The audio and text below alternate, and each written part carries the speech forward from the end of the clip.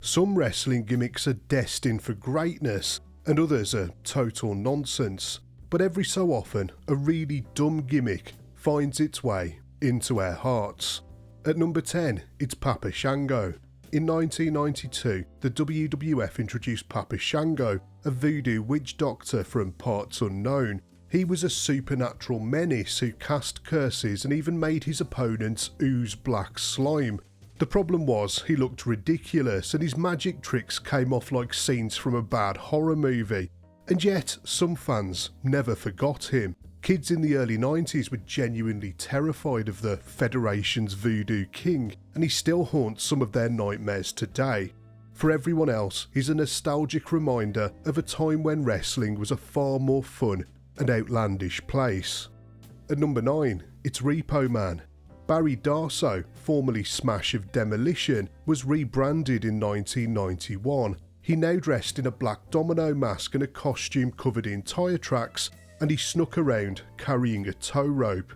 The idea was simple: if you missed a payment, Repo Man was going to take your stuff. The problem was, he felt like a Saturday morning cartoon come to life, and not in a good way. Repossessing cars was about as low stakes a threat as you could get in wrestling, and for Barry it was a massive downgrade from being one half of Demolition. But for the kids, Repo Man was kind of scary. He looked like the kind of crook who you might find in your house late at night. And fans today still look back on Repo Man with a strange affection. The sneaky walk, the goofy mask, the rope slung over his shoulder. It was so absurd that it became hilariously unforgettable.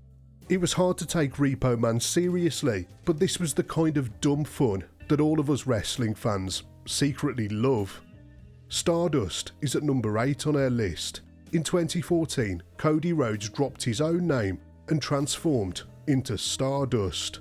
Dressed in a black and silver bodysuit with a star painted on his face, he acted like a cosmic supervillain. Teaming up with his brother Goldust, the two went on a mission to gain the Cosmic Key, which was really just the tag team titles. The problem was, it felt like a downgrade for Cody because he'd worked so hard to step out of the shadow of his brother and his father. Instead of cutting great heel promos, he was crawling around the ring in face paint and speaking in riddles. But fans loved seeing Goldust and Stardust work together, and they were genuinely entertaining. Obviously they had so much chemistry together, and Cody threw himself into the role, and Stardust became a guilty pleasure that fans still look back on fondly to this very day. At number 7, it's Adam Bomb. In 1993, Brian Clark arrived in the WWF as a supposed survivor of the 3 Mile Island nuclear disaster. He had glowing eyes, and Johnny Polo was his manager, hyping him up as a radioactive monster.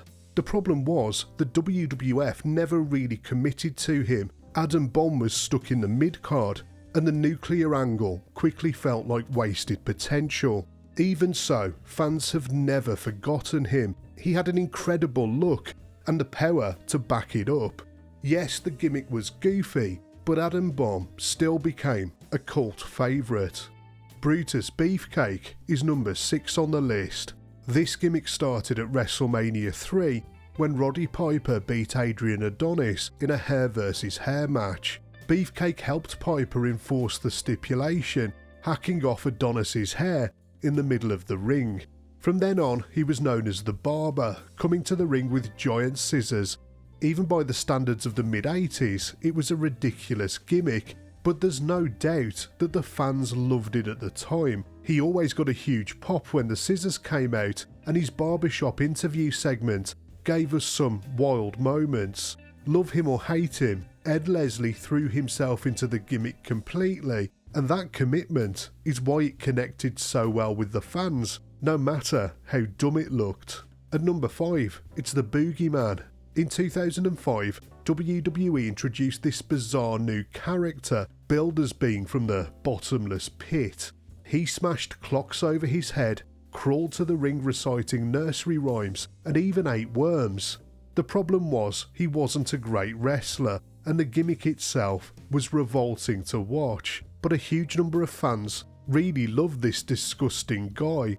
His entrances were unforgettable, and he truly stood out during the Ruthless Aggression era, although I'm sure Gillian Hall wasn't in his fan club. Adam Rose is number 4 on the list. He was a flamboyant party host who danced to the ring surrounded by his entourage of rosebuds. Yes, he was charismatic, but he was also slightly ridiculous. But it was hard not to love him. He was so upbeat and positive that you couldn't help but get swept up in it. You just wanted to join the party. His career didn't last long, but for a little while, Adam Rose brought a lot of joy to WWE. At number 3, it's Irwin R. Shyster. IRS debuted in 1991 as a taxman, complete with white shirt and suspenders. He carried a briefcase to the ring and cut promos accusing wrestlers and fans of being tax cheats. He was a natural heel, and it wasn't long before he was teaming up with the $1 Million Man, no doubt cooking his books for him. It was another day job gimmick, and this one made even less sense than most.